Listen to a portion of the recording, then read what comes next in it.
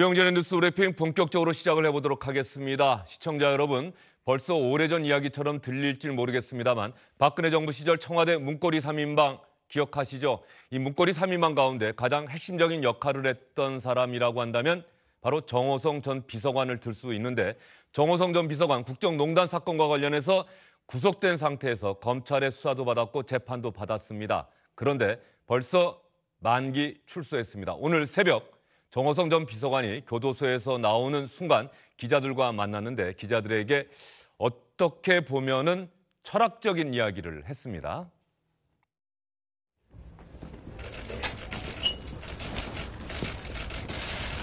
대통령을 지근거리에서 모시는 그런 막중한 책무를 맡아서 좀 더 잘했어야 되는데 여러 가지로 부족했습니다. 죄송합니다. 뒤돌아보면 여러 가지로 가슴 아픈 점이 많습니다.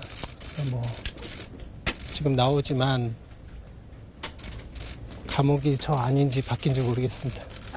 박근혜 전 대통령 24년 선고받았는데 그거에 대해서도 한 말씀 부탁드리겠습니다. 네. 말씀 한번 좀 부탁드리겠습니다. 네, 감옥이 저 아닌지 바뀐지 모르겠습니다. SBS의 정승민 논설위원 함께합니다. 어서 오십시오. 네, 안녕하십니까. 저 얘기 어떻게 들으셨어요, 정승민 의원? 그렇죠. 착잡하겠죠. 본인은 영화의 몸에서 벗어나긴 했지만은 이제 실형 만기 마치고 박근혜 전 대통령, 보좌했던 박근혜 전 대통령은 1심에서 징역 24년 선고받고 현재 구속 수감돼 있고, 예. 아까 말씀하셨지만은 국정농단 사건 연루자 중에 실형받고 이제 구속된 사람들 중에 최초로 처음으로 이제 풀려나고, 결코 나온다고 감옥에 있을 때보다 마음이 편치만은 않을 것입니다. 그런 착잡한 심경이 담겨 있지 않나 그렇게 보여집니다. 예, 기자들이 박근혜 전 대통령 면회갈 계획이 있느냐, 박근혜 전 대통령 24년 선고받았는데 어떻게 생각하느냐, 그 나머지 질문들에 대해서는 아무런 대답을 하지 않았다고 하죠. 그렇죠. 뭐 그런 구체적인 아마 계획이나 이런 걸 좀 말할 계기가 아닌 게, 더군다나 지금 다른 혐의로 그 국정원으로부터 특수활동비 2억 원 받아서 박근혜 전 대통령에게 전달한 이 혐의 때문에 현재 재판 추가를 받아야 되거든요. 그렇기 때문에 아직까지 그런 얘기를 할 단계는 아닙니다, 사실. 문고리 3인방 가운데 이재만 전 총무비서관 같은 경우는 어쨌든 청와대 살림을 도맡아 했고, 안봉근 전 비서관은 기본적으로 수행이나 바로 이런 역할들을 했는데, 정호성 전 비서관이 기본적으로 그 박근혜 전 대통령의 국정 이런 거 관련해서는 가장 핵심적인 역할을 했던 비서관이 아닌가 싶습니다. 그래서 또 국정농단 사건과 그렇죠. 관련해서도 그러니까 뭐 유죄를 선고받았고요. 연설문 작성이나 예. 여러 가지 보고서들 이런 것들 그 정책적인 측면에서 보좌하고, 그래서 사실 이번에 징역 1년 6개월 대법원에서 확정된 거는 예. 뭐냐면은 그런 연설문들 같은 거를 최순실 씨에게 유출한, 즉 공무상 비밀 유설 혐의로 사실 구속된 거거든요. 그래서 그 부분에서 사실 재판을 받았던 겁니다. 예.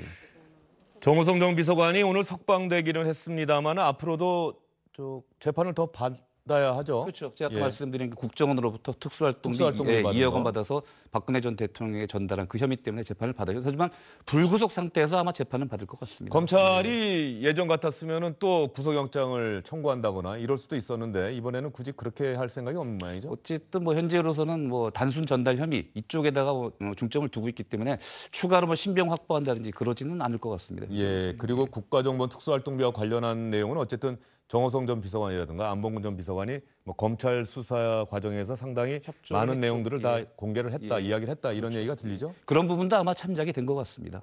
예. 불구속 상태에서 재판받는 게. 예, 문고리 3인방 정호성 전 비서관이 국정농단 사건과 관련해서 구속된 사람 가운데 가장 먼저 대법원에서 유죄도 확정이 됐고 1년 6개월이 벌써 지났습니다. 1년 6개월의 형기를 모두 복역을 하고 오늘 새벽 출소를 했습니다. 박근혜 전 대통령은 1심에서 징역 24년 선고받은 상태입니다. 다음 소식은 주요 뉴스 때도 전해드렸습니다만 드루킹 사건과 관련해서 민주당의 김경수 의원이 오늘 경찰에 출석을 했습니다. 사실상 예비 후보로 등록을 하면서 국회의원직 사퇴 의사를 분명히 했기 때문에 뭐 어떤 면에서 보면은 전 의원이다 이렇게 불러야 되겠습니다만, 형식적으로는 현재 국회가 진행 중인 상황이기 때문에 국회 본회의에서 의결이 돼야 합니다. 어쨌든 김경수 의원 오늘 경찰에 출석하면서 기자들에게 많은 질문을 받았는데 어떤 이야기 했는지 한번 들어보시죠. 다소 늦긴 했지만 오늘이라도 조사가 이루어져 다행이라고 생각합니다. 조사 과정에서 분명하게 설명할 것은 설명하고 충분하게 정확하게 소명할 것은 소명하도록 하겠습니다. 그동안 저는 필요하다면 특검이 아니라 그보다 더한 조사도 응하겠다고 밝혀왔습니다. 다시 한번 밝힙니다. 특검 아니라 그보다 더한 조사에도 당당히 임하겠습니다. 저는 저에게 주어진 책임을 다하겠습니다. 자유한국당도 공당으로서 국민을 위해서 주어진 역할과 책임을 다해 주시기 바랍니다. 김경수 의원은 뭐 상당히 나는 전혀 꿀릴 게 없다, 당당하다 뭐 이런 태도를 보이고 있는 것 같습니다. 뭐 요지는 두 가지 같습니다. 충분히 당당하게 한 점 의혹 없도록 밝히겠다. 다소 늦긴 했지만 오늘이라도 조사가 이루어져 다행이고 필요하다면 특검이 아니라 그보다 더한 조사라도 당당히 임하겠다. 이게 요지 같습니다. 자유한국당도 공당으로서의 책임을 다해달라. 지금 김경수 의원이 출석을 하는데 민주당 동료 의원들이 황희 의원, 기동민 의원 등의 모습이 보이네요. 원래 김경수 의원 혼자 어쨌든 내가 나가는 거기 때문에 혼자 출석하게 해달라고 해서 민주당 의원들이 오지 않겠다 이렇게 밝혔는데 일부 의원들이 또 왔네요. 응원차 온 것 같고 하지만 별도의 무슨 행사나 이런 건 없었습니다. 예, 뭐 저런 부분에 대해서는 또 자유한국당이 비판할 수도 있겠군요. 예. 어쨌든 뭐 자유한국당 아까 말씀하셨는데 이 얘기 같습니다. 결국 이제 김성태 원내대표가 현재 그 드루킹 사건 특검 요구하면서 단식 농성 중이지 않습니까? 단식 농성 접고 국회 정상화에 나서달라 이걸 촉구한 것 같습니다. 예. 김경수 의원 지금 출석하는 화면이 나오고 있는데 보니까 뭐 소리가 많이 들려요. 김경수 의원을 지지하는 분들도 있는 것 같고 자유한국당의 주장에 동조하시는 분들도 지금 경찰청사 앞에서 시위를 하고 있는 듯한 느낌이 좀 듭니다. 그러니까 한쪽에서는 이제 특검, 드루킹 사건 특검을 촉구하는 집회하고 또 한쪽에서는 김경수 의원 지지자들이 모임을 갖고 그러니까 여기에 대해서 반반 나눠졌죠, 시위대가 결국은. 예. 그렇다고 한다면 김경수 의원이 오늘 경찰에 출석을 해서 과연 어떤 부분에 대한 조사를 받게 될지 사실 그동안 언론을 통해서 제기됐던 의혹들, 청와대 인사 추천 왜 했는지, 댓글 조작을 알고 있었는지 뭐 이런 부분들에 대해서 아마 조사를 받고 있을 것이고 김경수 의원도 경찰 조사 과정에서 모두 이야기하겠다 이렇게 이야기는 했습니다. 기자들의 질문에 대해서는 또 어떻게 이야기를 했을까요? 그 부분에 대해서는 이미 여러 차례 밝히기도 했고요. 오늘 조사 과정에서도 다시 한번 충분하게 밝히도록 하겠습니다. 드루킹 그 댓글 조작 사실을 알고 계셨나요? 드루킹이 하신? 그 부분은 이미 아니라고 여러 번 말씀드렸던 것 같습니다. 드루킹과 특별히 메시지를 보내지 않았다고 했는데 경찰 조사에서 밝혀졌습니다. 여기에 대해서는 어떻게 생각하십니까? 제가 그렇게 말씀드린 적은 없고요. 그와 관련해서도 몇 차례 밝히는 과정에서 어느 정도 해명을 했다고 생각합니다. 네, 김경수 의원은 어쨌든 간에 최근 뭐 갑질 논란을 일으킨 대한항공의 조현민 전 전무라든가 이런 사람들과는 좀 출석할 때 기자들의 질문에 그래도 좀 많이 답변을 하네요. 예, 나름대로는 충실히 답한 것 같습니다. 예. 그러니까 경찰 조사가 보면은 크게 세 가닥 아닌가 싶은데요. 결국은 이 드루킹 일당의 매크로 이 댓글 조작을 네. 알았는지 이 부분을 조사할 것 같고 또 그런 활동을 직접 내지 간접으로 지시하거나 혹시 요청하지 않았는지. 두 번째로는 그 경공모죠, 인터넷 카페 드루킹이 운영했던 경공모 회원 이 2명을 청와대 인사추천한 경위 이 부분도 아마도 좀 조사할 것 같고요. 그리고 마지막으로는 보좌관이죠, 한모 씨가 경공모 회원으로부터 500만 원 받은 거 이거 알았는지 혹시 이게 인사추천하고 관련 있는 거 아닌지 이렇게 세 가지를 조사할 것 같습니다. 예, 김경수 의원의 전 보좌관 그리고 500만 원 건네받았다는 그 경공모 성원 예. 오늘 오후에 대질 신문한다고 하니까 오늘 3시부터 경찰 조사가 상당히 중요한 어떤 변곡점을 맞을 것 같다 이렇게 볼 수가 있겠습니다. 3시부터 대질 신문을 한다고 하니까 그 부분은 아마도 좀 규명되지 않을까 그렇게 보여지고요. 아마도 그러고 보고 조사하고 나면은 저녁 늦게까지 조사는 아마 이어질 것 같습니다. 예. 김경수 의원 이번에 조사받는 게 마지막이 될까요? 아니면 앞으로 특검이 구성돼서 특검 조사를 또 받아야 될까요? 그리고 뭐 특검이 도입된다는 걸 전제로 해야 되기 때문에 뭐라고 예단하기는 어려울 것 같습니다. 즉 제 질문은 특검이 도입될 것 같으냐 이겁니다. 그거는 현재 뭐 정치권의 이른바 쟁점으로 넘어가 있기 때문에 정치권을 지켜봐야 되겠죠. 아무래도 그 부분은. 김석태 자유한국당 원내대표가 드루킹 사건에 대한 특검 도입을 요구를 하면서 단식 농성에 어제부터 전격적으로 돌입을 했습니다. 김성태 원내대표가 어떤 이야기했는지 한번 여러분께 먼저 보여드리고 그다음에 단식 농성하는 장면도 한번 보여드리겠습니다. 우원식 원내대표가 빚은 조건으로 특검을 받겠다도 아니고 특검 수용을 검토하겠다라고 해서 더 이상 안 되겠다 싶어서 나는 단식 농성을 하기로 결정을 했다.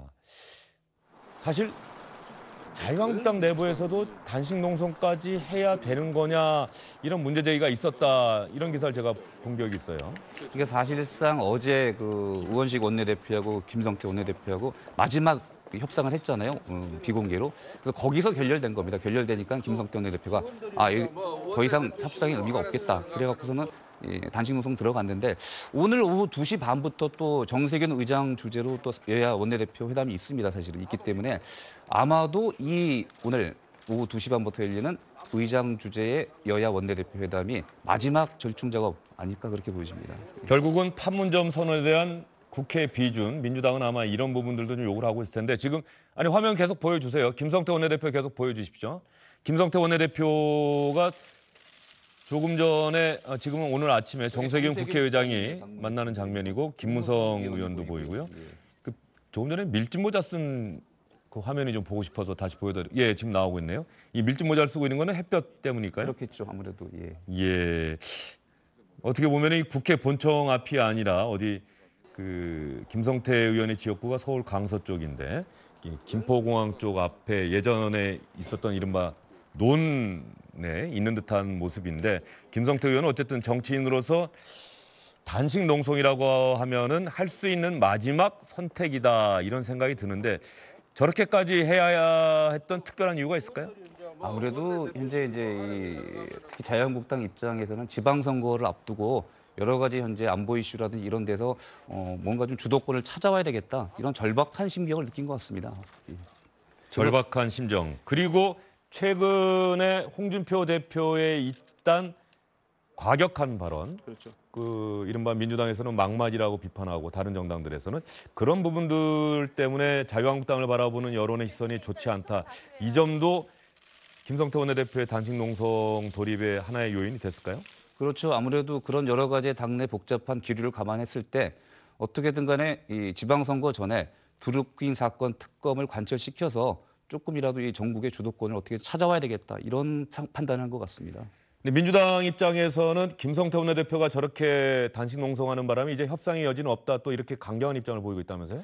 그렇긴 한데요. 어찌됐든 간에 정치라는 건 생물입니다. 그렇기 때문에 근데 문제는 하나 있습니다. 지금 민주당 원내대표 임기가 11일로 끝납니다. 예, 우원식 원내대표가 오늘 11일까지는 협상 없다 이렇게 이야기를 했더라고요. 그러니까 어쨌든 지금 단계에서 만약 오후 2시 반부터 진행되는 의장 주재의 여야 원내대표 회담이 결렬되면 11일까지는 못 열리는 거죠, 사실상. 새 원내대표가 민주당에서 뽑힌 뒤에 그다음에 다시 이제 아마도 협상청과 마련될 테니까 그만큼 시간이 이제 또 걸리게 되는 거죠, 사실은. 예.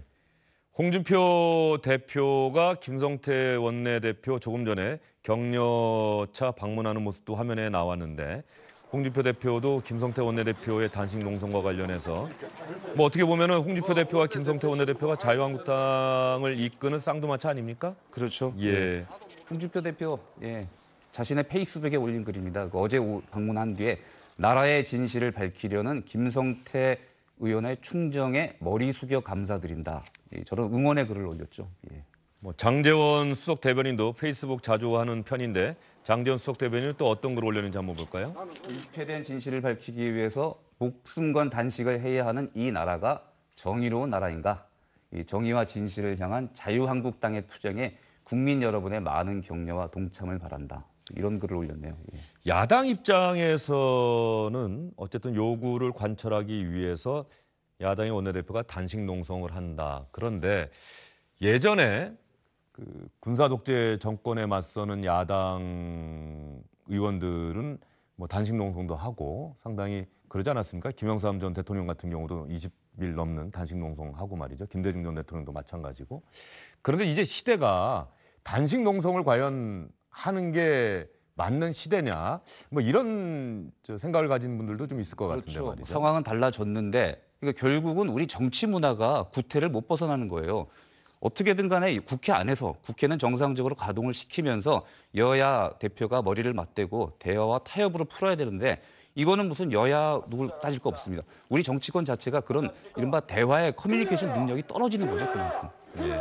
자유한국당 입장에서는 어쨌든 간에 남북 정상회담 판문점 선언 이것 때문에 드루킹 사건이 조금 가라앉은 것 아니냐. 그래서 드루킹 사건에 대한 특검 도입을 다시 한번 국민들의 관심 사안으로 만들기 위해서 이런 어떤 뭐 나름대로 본다고 한다면 절박한 투쟁 수단을 선택했던 것 같은데 청와대 청원 사이트에 말이죠. 요즘 청와대 청원 사이트에는 온갖 청원들이 다 올라가는데 김성태 원내대표 단식 농성장에 CCTV 설치해달라는 또 청원이 올라갔다고요? 그러니까 뭐 한마디로 24시간 감시하는 그런 CCTV 이걸 설치해달라 이건데 뭐 김성태 원내대표를 보호하기 위한 청원인가요? 아니면은 감시하겠다는 청원인가요? 뭐 어느 쪽이라고 명확하게 명시는 안 했는데 아무래도 좀 감시 쪽에 가까운 거죠. 진짜 단식하는지 뭐 그만큼 거기서 계속 현장 지키는지 그렇죠. 예. 곱지 않은 여론이 분명히 있음을 보여주는 건데 물론 저거는 뭐 실제 설치보다는 약간 해프닝에 가까운 거죠. 하지만은 어찌됐든 저런 여론들이 존재한다는 거는 분명 방증 같습니다. 그런. 정치인의 하나의 정치적 선택과 정치적 행동에 대한 여론의 반응, 물론 반대쪽 지지자들의 움직임이다 이렇게 일축할 수도 있겠습니다. 자유한국당 입장에서는. 어쨌든 간에 저런 모습들이 우리 정치권의 현실을 보여주는 것 같아서 많은 분들이 조금 답답하다 이런 생각도 가질 법한데요. 이 청원과 관련해서 홍준표 대표와 김성태 원내대표가 농처럼 주고받은 이야기도 있는 것 같습니다. 청와대에서 이 CCTV 설치도 아직 안 했나? 아니 뭐 누군가는 뭐 실시간 중계를 하고 있더만 카톡에 올리고 뭐. 새벽에도 보니까 막 와서 뭐 또 뭐 소리 지르고 뭐. 여당 일단 야당 제1야당 원내대표가 단식 농성이라고 하는 극단적인 방법을 선택을 했습니다. 오늘 오후 2시 반에 정세균 의장, 2시 반이 좀 넘었는데 협상이 시작됐는지 모르겠습니다만 정세균 의장이 뭔가 지금까지는 중립적으로 해왔는데 이번엔 좀 전향적으로 해보겠다는 의지는 밝혔는데 뭐 가능할까요? 본인도 임기가 이제 29일인가 되면 끝납니다. 이달 말이면 끝나기 때문에 어떻게든 간에 이렇게 5월 국회를 갖다가 정상화시키지 못한 국회의장으로 남고 싶지 않겠죠. 그렇다면은 아마도 오늘 정도에는 정세균 의장이 어떠한 중재안을 내놓을 가능성이 있습니다. 그 내용은 아직까지 저도 잘 모르겠습니다. 예단하기 힘든데 어쨌든 적극적으로 중재에 이제 좀 나서기 때문에 앞으로 좀 진행된 경과. 근데 아까 말씀드렸듯이 오늘 당장 결론 나기는 쉽지 않아 보이고요. 결국은 11일 날 민주당의 새로운 원내대표가 뽑히면은 그 이후에 어느 정도 좀 뭔가 해법을 찾아보려는 노력이 있겠죠. 아, 그런데 지금 말씀 들어보니까 그래도 그 전에 뭔가 그 절충점은 나오고 최종 합의는 그때 이루어진다고 하더라도 만약에 11일까지 기다려야 된다고 한다면 김성태 원내대표 지금 단식을 며칠을 해야 된다는 얘기입니까? 예. 그런 부분들도 예. 감안되기 때문에 어쨌든 아마 물밑에서 많은 협상이 이루어질 겁니다. 예. 알겠습니다. 오늘 하루 정치권에서 일어나고 있는 상황을 SBS의 정수민 논설위원과 함께 알아봤습니다. 오늘 말씀 잘 들었습니다.